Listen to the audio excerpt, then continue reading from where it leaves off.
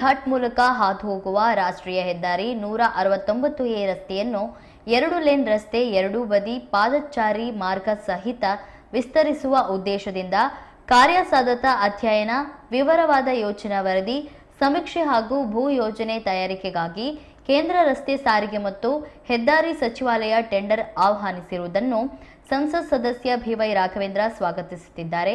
ಗಮನಾರ್ಹವೆಂದರೆ DPR ವ್ಯಾಪ್ತಿಯು ನಿರ್ದಿಷ್ಟವಾಗಿ ಸುರಂಗ ವಿನ್ಯಾಸ ತಜ್ಞರು ಮತ್ತು ಹಿರಿಯ ಭೂಭೌತಶಾಸ್ತ್ರಜ್ಞರ ತೊಡಗಿಸಿಕೊಳ್ಳುವಿಕೆಯನ್ನು ಒಳಗೊಂಡಿದ್ದು, ಆಗುಂಬೆ ಘಾಟ್ ರಸ್ತೆಯಲ್ಲಿ ಸುರಂಗ ಮಾರ್ಗ ನಿರ್ಮಾಣದ ಆಯ್ಕೆಯ ಕಾರ್ಯಸಾಧ್ಯತೆಯನ್ನು ಪರೀಕ್ಷಿಸಲು ವಿವರವಾದ ಭೂತಾಂತ್ರಿಕ ತನಿಖೆಗಳಿಗೆ ಮೀಸಲಾದ ಬಜೆಟ್ ನಿಬಂಧನೆಗಳೊಂದಿಗೆ ಅವಕಾಶ ಕಲ್ಪಿಸಲಾಗಿದೆ. ದಶಕಗಳಿಂದಲೂ ಬಾಕಿ ಉಳಿದಿದ್ದ ಆಗುಂಬೆ ಘಾಟ್ ಮೇಲ್ದರ್ಜೆಗೇರಿಸುವ ಜನರ ಬೇಡಿಕೆ ಇದು ಸ್ಪಷ್ಟ, ನಿರ್ಣಾಯಕ ಮತ್ತು ಆಡಳಿತಾತ್ಮಕವಾಗಿ ಮೊದಲ ಹೆಜ್ಜೆಯಾಗಿದೆ ಎಂದು ಸಂಸದ ಬಿ.ವೈ. ರಾಘವೇಂದ್ರ ತಿಳಿಸಿದ್ದಾರೆ. ಈ ಮಹತ್ವದ ನಿರ್ಧಾರಕ್ಕೆ ಪ್ರಧಾನಮಂತ್ರಿ ನರೇಂದ್ರ ಮೋದಿ ಹಾಗೂ ಕೇಂದ್ರ ರಸ್ತೆ ಸಾರಿಗೆ ಮತ್ತು ಹೆದ್ದಾರಿ ಸಚಿವಾಲಯಕ್ಕೆ ಸಂಸದ ಬಿ.ವೈ. ರಾಘವೇಂದ್ರ ಕೃತಜ್ಞತೆ ಸಲ್ಲಿಸಿದ್ದಾರೆ.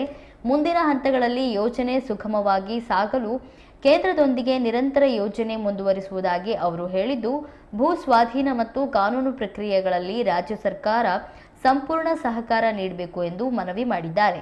ಈ ಮೂಲಕ ಈ ಬಹುಕಾಲದ ಮಹತ್ವಪೂರ್ಣ ಯೋಜನಾ ಹಂತದಿಂದ ಕಾರ್ಯರೂಪಕ್ಕೆ ಶೀಘ್ರವಾಗಿ ಸಾಗಲಿ ಎಂಬುದು ಎಲ್ಲರ ಆಶಯವಾಗಿದೆ ಎಂದು ಸಂಸದ ರಾಘವೇಂದ್ರ ತಿಳಿಸಿದ್ದಾರೆ.